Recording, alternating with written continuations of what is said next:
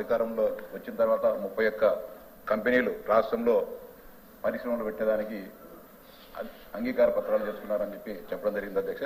ఈ సందర్భంగా మీ ద్వారా మంత్రి గారిని అడిగేది ఒకటి అధ్యక్ష, ఈ 31 కంపెనీల్లో ఇంతవరకు ఎన్ని కంపెనీలు పరిశ్రమలు ప్రారంభించేదానికి పనులు ప్రారంభించడం జరిగింది, అంతేకాకుండా దీని ద్వారా ఎంతమందికి ఎంప్లాయ్మెంట్ రావడం జరుగుతుంది, అలాగే 2019-24 మధ్య కాలంలో ఎన్ని సంస్థలు ప్రభుత్వంతో ఈ రాష్ట్రంలో పరిశ్రమలు పెడతామని చెప్పి అంగీకారం చేసుకోవడం జరిగింది, ఎన్ని పెట్టడం జరిగింది, ఎన్ని కేవలం భూములు తీసుకొని వాటిని ఖాళీగా వాళ్ళ ఆదివాసీలో పెట్టుకొని పరిశ్రమలు పెట్టకోకుండా ఉండడం జరిగింది.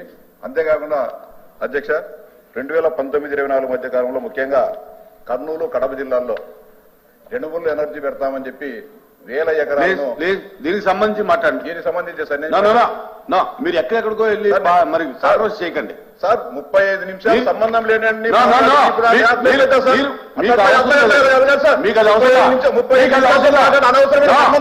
మాట్లాడితే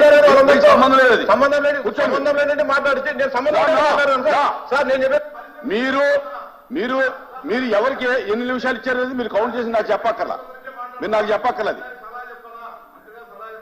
మీరు మంత్రి గారు చెప్పిన దానికి మీరు మాట్లాడండి. మీరు గతం అంతా మాట్లాడి కాంట్రవర్సీ చేయకండి, సబ్జెక్ట్ ని కాంట్రవర్సీ చేయకండి. పరిశ్రమలు స్థాపిస్తామని చెప్పి కడప కర్నూలు జిల్లాలో 1000 ఎకరాలను ప్రభుత్వం దగ్గర నుంచి కానీ ప్రైవేట్ వ్యక్తుల దగ్గర కానీ భూములు తీసుకోవడం జరిగింది. వాటిలో ఈ రోజు కూడా పరిశ్రమలు స్థాపించుకోకుండా భూములన్నిటి కూడా ఆయా సంస్థ సబ్జెక్ట్ చెప్తారు. ఎందుకంటే సార్ పెట్టుబడులు లేవు సార్, నేను మాట్లాడేది ఏం క్వశ్చన్ చేశారు మీరు? సార్ దాంట్లో పెట్టుబడులకు సంబంధించి 19-24 మధ్య కాలంలో సోలార్ పవర్ పెడతామని చెప్పి అనేక కంపెనీలు భూములు తీసుకోవడం జరిగింది. కనీసం కంపెనీలకు మనం అనుమతులు ఇచ్చేటప్పుడు కానీ భూ కేటాయింపులు చేసేటప్పుడు కానీ 2 సంవత్సరాలు 3 సంవత్సరాల కాలపరిమితి విధించాల్సిన అవసరం ఉంది అధ్యక్ష.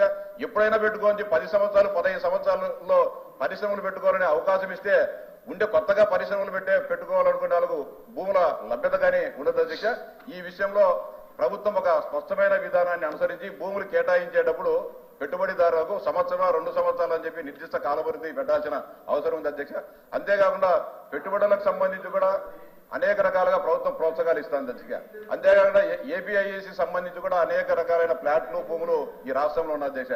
కానీ ఎందుకో ఏపీఐసీ అధికారులు ఎవరైనా యువ పారిశ్రామికవేత్తలు అక్కడికి పోతే కనీసం వాళ్ళతో గౌరవంగా మాట్లాడడం కానీ వాళ్ళ గ్రీవెన్స్ కానీ వినకోకుండా వాళ్ళు ఏదైనా దరఖాస్తులు ఇస్తే పరిష్కరించలేకోకుండా చాలా ఇబ్బందికరమైన పరిస్థితి ఏపీఐసీలో ఉంది అధ్యక్ష. మీ ద్వారా మంత్రి గారి విజ్ఞప్తి చేసేటే ఏపీఐసీని ప్రక్షాళన చేయండి, లేకపోతే ఎవరైతే యువ పారిశ్రామికవేత్తలు భూముల కోసం దరఖాస్తులు చేసుకున్నారో వారిని త్వరితగతిన పరిష్కరించే విధంగా చర్యలు తీసుకోవాలని చెప్పి మీ ద్వారా మంత్రి గారి విజ్ఞప్తి చేస్తున్నారు అధ్యక్ష. మినిస్టర్ సార్, ఫస్ట్ ఎస్ఐపిబిలో మనకి 31 ప్రపోజల్స్ క్లియర్ అయింది కదా సార్. ఇది వచ్చి ఇండస్ట్రీస్ డిపార్ట్మెంట్ సంబంధించింది దాదాపు 11 ప్రపోజల్స్ సార్. అదే ఎనర్జీ డిపార్ట్మెంట్ సంబంధించింది 20, టోటల్ 31 అన్నమాట. ఈ 2015లో ఎస్ఐపిబి స్టార్ట్ చేయడం జరిగింది సార్. దీనికి ఆక్సిజన్ వచ్చింది లాస్ట్ 8 monthsలో యాక్చువల్గా చెప్పాలంటే. ఎందుకంటే ఈ ప్రపోజల్స్ ముందుకు వచ్చి ఇండస్ట్రీస్ మన ఆంధ్రప్రదేశ్ రావాలంటే కొద్దిగా వెనుక పోయినారనమాట లాస్ట్ 5 yearsలో. ఇప్పుడు స్టార్ట్ అయింది. That is why you are able to see this result sir. Next 5 yearsలో మన టార్గెట్ 5 లక్షలు 6 లక్షల కోట్లు అనుకుంటే దాదాపు ఈ 8-9 monthsలో we are able to achieve 6 lakh crores plus investments committed sir. So that is most important thing. అదే కాకుండా సభ్యులు చెప్పినట్లు సార్ చెప్పినట్లు మనము ఏపీఐసీలో విచ్ ఈస్ గివెన్ డిపిఆర్ ఇచ్చిండే దాని ప్రకారం వాళ్ళు ప్రాజెక్ట్ ఫుల్ఫిల్ చేయకపోతే దాదాపు 200 ఏవైతే డిపిఆర్ ఇచ్చి వాళ్ళు కంప్లీట్ చేయలేదు దాని తగ్గట్టుగా 200 క్యాన్సిల్ చేయడం జరిగింది సార్ అలాట్మెంట్స్. సో రివైవ్ చేస్తున్నాము. ఏపీఐసీలో కూడా ఏవైతే 20 acres పైన ఉండే ల్యాండ్స్